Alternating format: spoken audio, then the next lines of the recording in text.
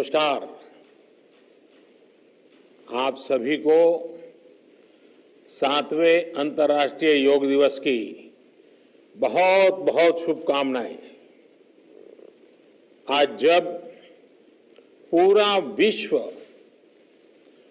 Corona महामारी का मुकाबला कर रहा है तो योग उम्मीद की एक किरण भी बना हुआ है। 2 वर्ष से दुनिया भर के देशों में और भारत में भले ही बड़ा सार्वजनिक कार्यक्रम आयोजित नहीं हुआ हो, लेकिन योग दिवस के प्रति उत्साह जरा भी कम नहीं हुआ है। कोरोना के बावजूद इस बार की योग दिवस की थीम योगा फॉर वेलनेस ने करोड़ों लोगों में योग के प्रति उत्साह को और भी बढ़ाया है। मैं आज योग दिवस पर यह कामना करता हूं कि हर देश, हर समाज और हर व्यक्ति स्वस्थ हो, सब एक साथ मिलकर एक दूसरे की ताकत बने। साथियों, हमारे ऋषियों मुनियों ने योग के लिए समत्वम योग उच्यते ये परिभाषा दी थी। उन्होंने सुख दुख में समान रहने, संयम को एक तरह से योग का पैरामीटर बनाया था। आज इस वैश्विक त्रासदी में योग ने इसे साबित करके दिखाया है। कोरोना के इन 1.5 वर्षों में भारत समेत कितने ही देशों ने बड़े संकट का सामना किया है। साथियों, दुनिया के अधिकांश देशों के लिए योग दिवस को उनका सदियों पुराना सांस्कृतिक पर्व नहीं है। इस मुश्किल समय में, इतनी परेशानी में लोग इसे आसानी से भूल सकते थे, इसकी उपेक्षा कर सकते थे, लेकिन इसके विपरीत लोगों में योग का उत्साह और बढ़ा है, योग से प्रेम बढ़ा है। पिछले 1.5 सालों में दुनिया के कोने कोने में लाखों नए योग साधक बने हैं। योग का जो पहला पर्याय संयम और अनुशासन को कहा गया है, सब उसे अपने जीवन में उतारने का प्रयास भी कर रहे हैं। साथियों, जब कोरोना के अदृश्य वायरस से और इस अदृश्य वायरस ने दुनिया में जब दस्तक दी थी, तब कोई भी देश साधनों से, सामर्थ्य से और मानसिक अवस्था से इसके लिए तैयार नहीं था। हम सभी ने देखा है कि ऐसे कठिन समय में योग आत्मबल का एक बड़ा माध्यम बना। योग ने लोगों में ये भरोसा बढ़ाया कि हम इस बीमारी से लड़ सकते हैं। मैं जब फ्रंटलाइन वॉरियर्स से, डॉक्टर से बात करता हूं, तो मुझे बताते हैं कि कोरोना के खिलाफ लड़ाई में उन्होंने योग को भी अपना सुरक्षा कवच बनाया। डॉक्टरों ने योग से खुद को भी मजबूत किया और अपने मरीजों को जल्दी स्वस्थ करने में इसका उपयोग भी किया। और आज अस्पतालों से ऐसी कितनी तस्वीरें आती हैं जहां डॉक्टर्स, नर्सेस मरीजों को योग सिखा रहे हैं, तो कहीं मरीज अपना अनुभव साझा कर रहे हैं। प्राणायाम, अनुलोम विलोम जैसी ब्रीथिंग एक्सरसाइज हमारे रेस्पिरेटरी सिस्टम को कितनी ताकत मिलती है, ये भी दुनिया के विशेषज्ञ खुद बता रहे हैं। साथियों, महान तमिल संत श्री तिरुवल्लुवर जी ने कहा, नोई नाडी नोई मुद्दल नाडी हदु तनिकुम वायनाड़ी वाय पच्चयल, अर्थात अगर कोई बीमारी है तो उसे डायग्नोज करो, उसकी जड़ तक जाओ, बीमारी की वजह क्या है ये पता करो, फिर उसका इलाज सुनिश्चित करो। योग यही रास्ता दिखाता है। आज मेडिकल साइंस भी उपचार के साथ साथ हीलिंग पर भी उतना ही बल देता है और योग हीलिंग प्रोसेस में उपकारक है। मुझे संतोष है कि आज योग के इस पहलू पर दुनिया भर में के विशेषज्ञ अनेक प्रकार के साइंटिफिक रिसर्च भी कर रहे हैं, उस पर काम कर रहे हैं। साथियों, कोरोना काल में योग से हमारे शरीर को होने वाले फायदों पर, हमारी इम्यूनिटी पर पड़ने वाले सकारात्मक प्रभावों पर कई स्टडीज हो रही है। आजकल हम देखते हैं कई स्कूलों में ऑनलाइन क्लासेस की शुरुआत में 10-15 मिनट बच्चों को योग प्राणायाम कराया जा रहा है। ये कोरोना से मुकाबले के लिए भी बच्चों की शारीरिक रूप में तैयारी कर रहा है। साथियों, भारत के ऋषियों ने हमें सिखाया है,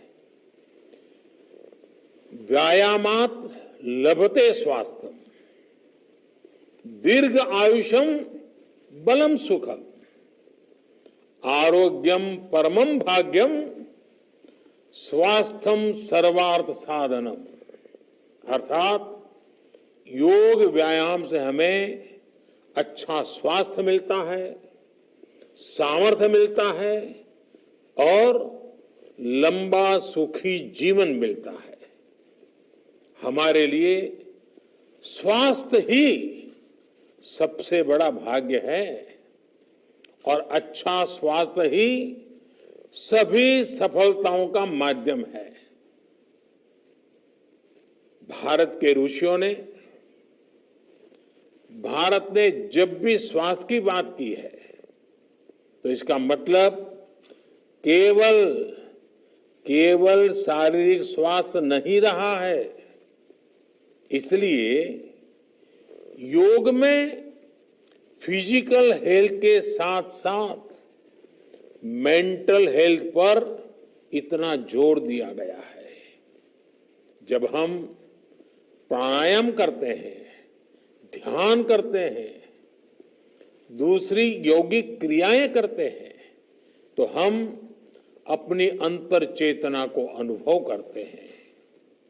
योग से हमें ये अनुभव होता है कि हमारी विचार शक्ति, हमारा आंतरिक सामर्थ्य इतना ज्यादा है कि दुनिया की कोई परेशानी, कोई भी नेगेटिविटी हमें तोड़ नहीं सकती। योग हमें स्ट्रेस से स्ट्रेंथ की ओर और नेगेटिविटी से क्रिएटिविटी का रास्ता दिखाता है। योग हमें अवसाद से उमंग और प्रमाद से प्रसाद तक ले जाता है।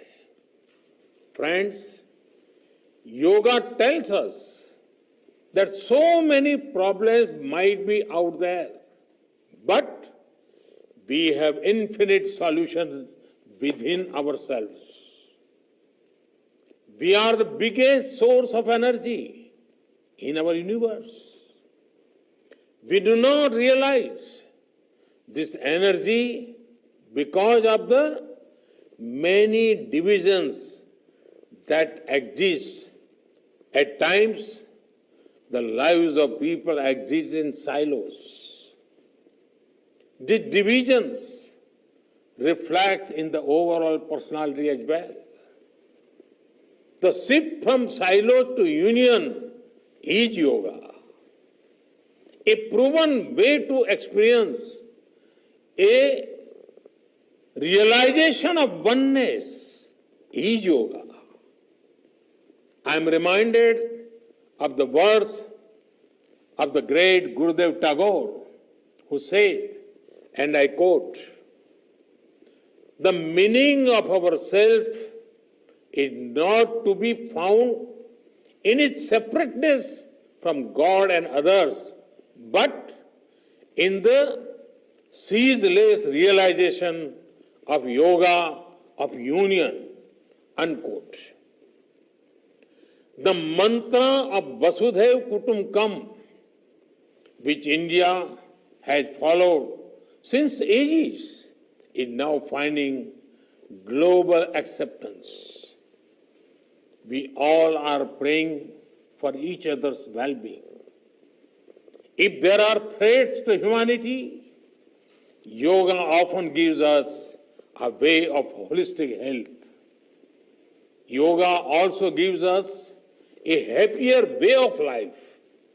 I'm sure yoga will continue playing its preventive as well as positive role in healthcare of masses. साथियों, जब भारत ने यूनाइटेड नेशंस में अंतर्राष्ट्रीय योग दिवस का प्रस्ताव रखा था, तो उसके पीछे यही भावना थी कि योग विज्ञान पूरे विश्व के लिए सुलभ हो। आज इस दिशा में भारत ने यूनाइटेड नेशंस WHO के साथ मिलकर एक और महत्वपूर्ण कदम उठाया है। अब विश्व को एम योगा ऐप की शक्ति मिलने जा रही है। इस ऐप में कॉमन योगा प्रोटोकॉल के आधार पर योग प्रशिक्षण के कई वीडियोस दुनिया की अलग अलग भाषाओं में उपलब्ध होंगे।